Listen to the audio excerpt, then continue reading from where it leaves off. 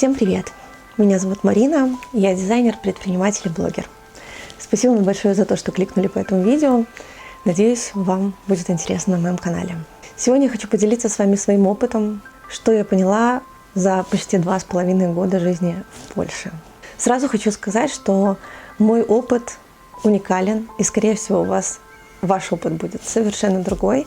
Но когда я планировала переехать в Польшу, я смотрела много подобных видео, и для меня было очень важно заглянуть немножко в жизнь других людей, чтобы понять, как они справляются с переездом, с чем они сталкивались. Не знаю, возможно, эти видео успокаивают, возможно, они подтверждают какие-то догадки или опасения. В любом случае, я вижу в подобных видео большую пользу, и мне бы хотелось быть для вас сегодня полезной. Для начала хочу погрузить вас немножко в контекст. Я из Беларуси, из города Гомель. Я замужем, у меня маленький ребенок, которому почти 3 года. В Беларуси у меня был свой бренд одежды, собственно, швейное печатное производство, которое в перспективе пришлось закрыть, и сейчас я перезапускаю свой бизнес здесь, в Польше. Мой муж айтишник, он работает на заграничную компанию, и работу он не менял. То есть, по сути, он как работал на эту компанию, находясь в Беларуси, так и продолжил работать на эту компанию, когда переехал сюда. В связи с этим, с большим количеством трудностей, с которыми сталкиваются люди, которые переезжают сюда, нам повезло не столкнуться, и об этом очень-очень важно сразу сказать. Мы переехали сюда в ноябре 2021 года. Мы переехали сюда с маленьким ребенком на руках. Нашему ребенку на тот момент было около 5 месяцев. В связи с этим были определенные трудности, конечно, но при этом нам не очень повезло переехать сюда добровольно, переехать сюда осознанно и в момент, когда еще не было такого потока наплыва иммигрантов. Поэтому, да, мы все-таки оказались в более выигрышной ситуации. У нас получилось арендовать жилье по более выгодным ценам. Но, тем не менее, я сегодня буду говорить не об этом, а скорее о том, что в целом я для себя поняла за 2 почти с половиной года спустя, как мы сюда переехали. Многие люди, которые собираются переехать, сталкиваются с таким мнением: там вы никому не нужны. В этом есть большая доля правды. На самом деле вы не нужны ни в какой стране мира никому. И когда ты принимаешь этот факт как просто норму, принимать какие-то события, которые в твоей жизни происходят, становится немножечко легче. Да, здесь, как и в любой стране мира, есть довольно много людей, которые скептически настроены к иммигрантам. И их можно понять, потому что очень часто люди, которые переезжают в другую страну, занимают чьи-то рабочие места. Это такая здоровая конкуренция, ничего в этом нет сверхъестественного, это нормальное положение дел, но да, так бывает. И на самом деле, даже несмотря на то, что мы, по сути, переехали со своими деньгами и, наоборот, вносим свой вклад в экономику страны, многие люди это не знают, и многим людям нет смысла, наверное, это доказывать. Просто надо принять как факт то, что кто-то будет негативно настроен. И, наверное, сейчас, с учетом того, что очень много людей переезжает из других стран сюда, в Польшу, этот процент людей в последнее время увеличился, тех, которые негативно настроены. Но при этом сказать, что это что-то определяет глобально, нельзя. Да, вы можете сталкиваться с каким-то негативом по этому поводу. Как сказать, понятие «простить», наверное, это самая правильная тактика.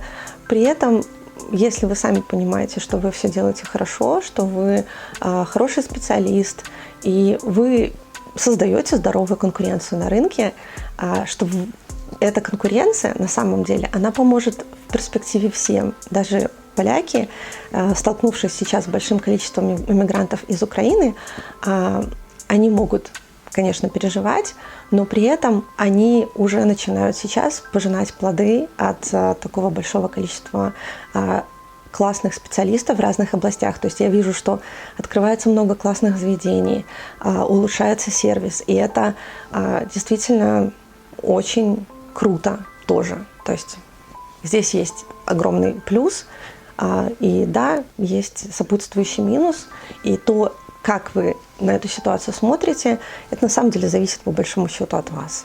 Если вы такой человек, который всегда считает что вокруг виноваты все, ищет виноватых, то вам будет сложно. И вам будет сложно, на самом деле, в любой стране, и на родине тоже. Потому что такое отношение к миру, к жизни, оно довольно губительно. Потому что вы всегда будете обижены, вы всегда будете ожидать, что вам кто-то должен что-то дать. Потому что вы можете прийти, условно говоря, в магазин, и к вам продавец не подойдет сразу. Один человек может воспринять это как: здесь плохое обслуживание, ко мне не подошли, у меня ничего не расспросили. А другой человек подумает: как прекрасно, ко мне не подошли, у меня было время спокойно самой подумать, чего я хочу, и самой выбрать.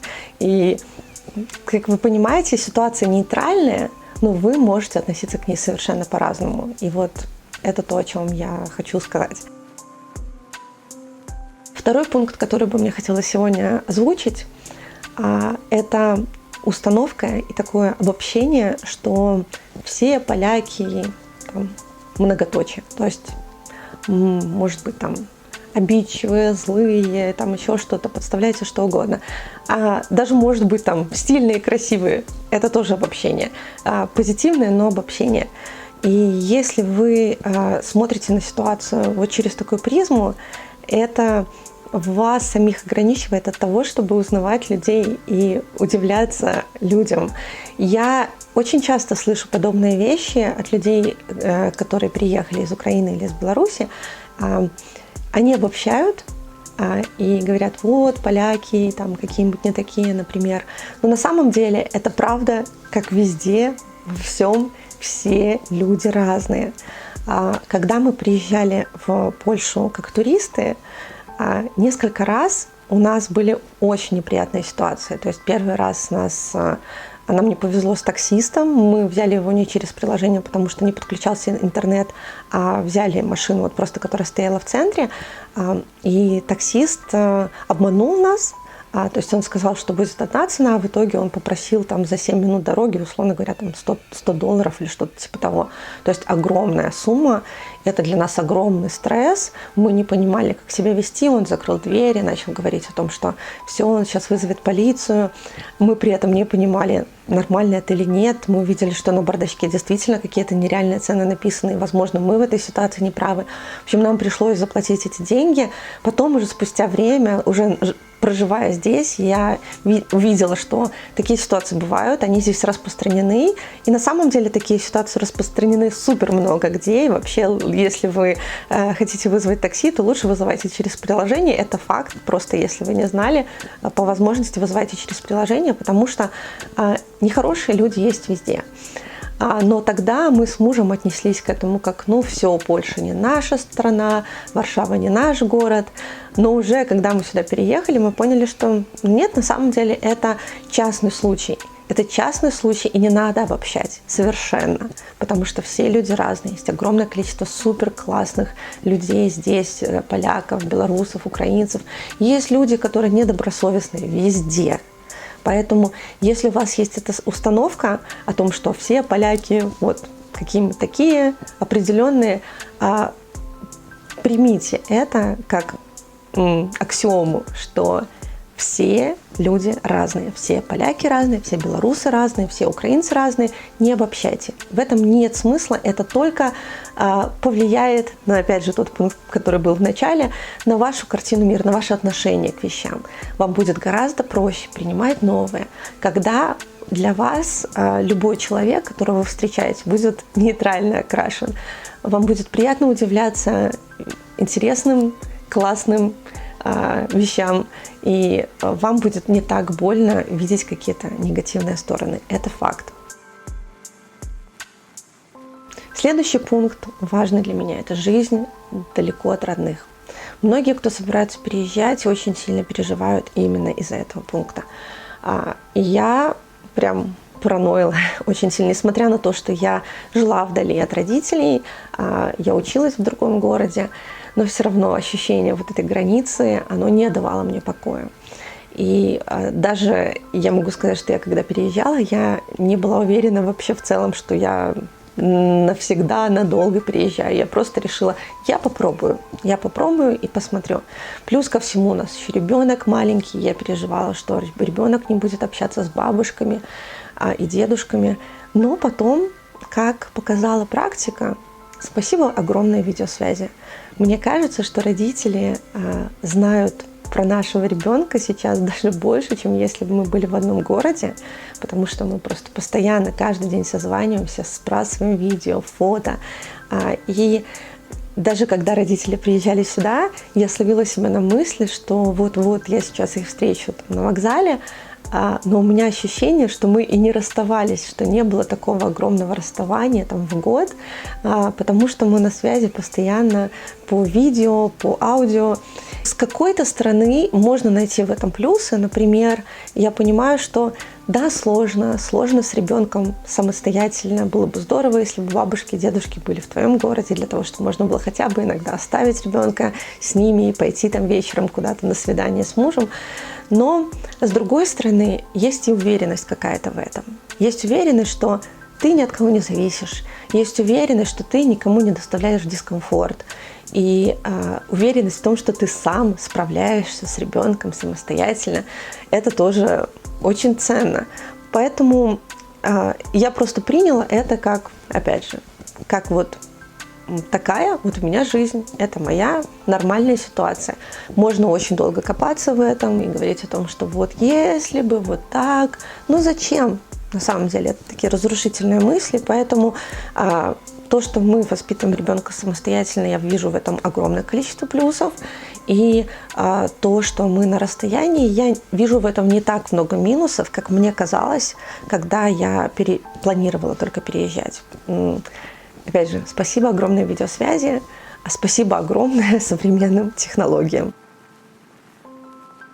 Возможно, кому-то покажется, что я какие-то очень общие абстрактные темы затрагиваю, но в этом как будто бы и смысл, потому что я понимаю, что я могу вам рассказать, как снимать здесь квартиру, я могу вам рассказать, как, не знаю, что-то покупать здесь и так далее, как здесь дела обстоят с медициной, рассказать какие-то свои истории.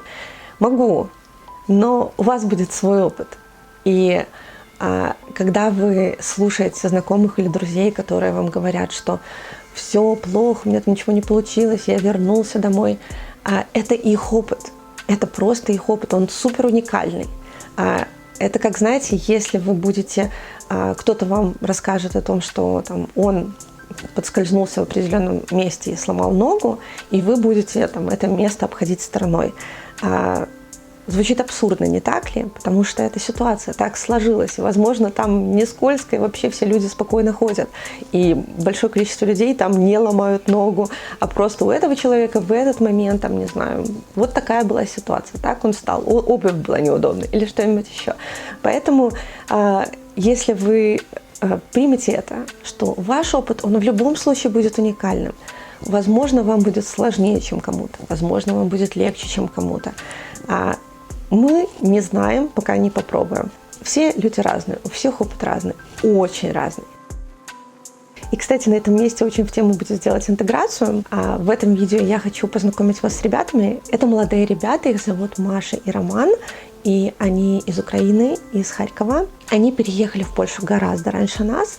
И на данный момент они занимаются недвижимостью и помогают людям с оказионаймом. Дело в том, что по законам Польши, даже если у тебя нет возможности оплачивать аренду или коммунальные платежи, собственник не имеет права тебя выселить из квартиры и отправить жить на улицу. Таким образом, они пытаются решить проблемы бездомных, насколько я понимаю.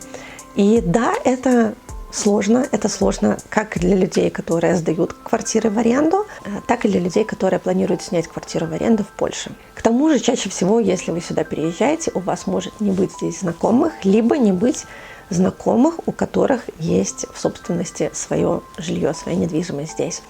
И вот как раз ребята Роман и Маша занимаются этим вопросом. Они выступают в роли поручителя и помогают вам снять, арендовать здесь квартиру. У ребят очень интересная история. Вы можете посмотреть в их инстаграме. Я оставлю ссылочку на инстаграм ребят под этим видео. И по промокоду Мари Смит вы получите от меня персональную скидку в 100 злотых на их услуги. Поэтому, да, если эта тема для вас актуальна, очень сильно рекомендую этих ребят. Следующая тема – это скорее интересное наблюдение. Сейчас, спустя 2 года, я общаюсь с большим количеством переехавших белорусов, и я вижу, что ребята начинают покупать здесь жилье. И на самом деле, мне кажется, вместо 1000 слов вот этот факт, он действительно много о чем говорит. Когда мы с ребятами обсуждаем, где бы мы хотели жить, у многих история примерно одинаковая. Многие переезжали сюда, потому что это ближе к дому, сюда приехать проще, были какие-то возможности, программы, у кого-то есть возможность сделать карту поляка. Очень многие мои знакомые, когда переезжали в Польшу, они воспринимали это как первый такой промежуточный шаг. Они рассчитывали, что они дальше поедут в Германию, или в Испанию, или в Португалию, или еще куда-нибудь. Но сейчас, спустя время, я вижу одну и ту же картину. Очень многие мои знакомые, кто-то даже попробовал жить уже в другой стране и возвращается в Польшу, кто-то при том даже не планирует пробовать другие варианты, потому что они путешествуют, они видят ситуацию, они понимают, что Польша на данный момент как будто бы такая классная золотая середина. То есть это еще и не какая-то там очень консервативная Европа, где там магазины вообще там не работают по вечерам и по выходным. Это не какие-то такие сложные бюрократические страны, как Германия, где вообще все документы надо там факсом отправлять. А там налоговая ситуация, опять же, там, что такое жизнь у моря, например. Все хотели бы жить у моря, но потом они понимают, что да, есть в связи с этим еще определенные какие-то сложности. Есть люди, которые очень плохо переносят жару, так же, как есть люди, которые очень плохо переносят холод. Многим нравится в Польше то, что здесь есть смена сезонов. И да, здесь может быть не самая приятная зима, но при этом, конечно, все зависит от вас, от ваших возможностей. Многие мои знакомые выбирают путешествовать, например, отправляться в холода в какие-нибудь теплые страны. Многие планируют, но не делают. Например, мы еще так ни разу не делали.